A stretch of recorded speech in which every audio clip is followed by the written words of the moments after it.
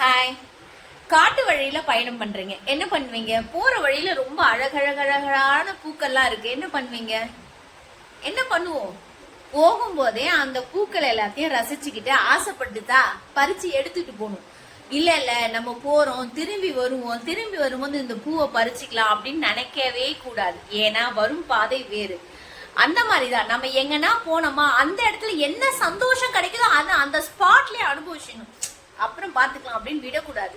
காட்டு வழி பயணம் தான் நம்மளுடைய வாழ்க்கை, திரும்பி கிடைக்காது. போற இடத்துல கஷ்டப்பட்டுட்டு கண்ணீர் விட்டுட்டு வந்துட்டோம்னா மறுபடியும் அந்த மூமெண்ட் கிடைக்காது. யார் உங்களை கஷ்டப்படுத்தினாலும் யார் உங்களை வருத்தப்பட வச்சாலும் ஒண்ணுமே ஆக போறது இல்லைங்க. சாரின்ற வார்த்தையில 5 வார்த்தை தான். போனீங்களா, சாரி, அவ்வளவுதான், விட்டுடுச்சு. அந்த ஸ்பாட்ல எல்லாத்தையும் விட்டுட்டு நெக்ஸ்ட் நம்ம மூமெண்ட் பண்ணிட்டே இருந்தோம்னா நமக்கு உண்டான சந்தோஷம் கிடைக்கும். காட்டுல ஒரு அழகான பூ பறிச்சிட்டு வர மாதிரி தான் நம்ம வாழ்க்கையும். கடந்து போயிட்டே இருப்போம். நம்ம மேல தாழ்ப்புணர்ச்சி கொண்டாங்களா, நம்ம மேல பழி சொன்னாங்களா, okay no problem, sorry, next போயிட்டே இருங்க. நீங்களும் ஹாப்பியா இருக்கலாம். எப்பவுமே நம்ம சந்தோஷம் தாங்க நமக்கு முக்கியம். சந்தோஷமா இருங்க.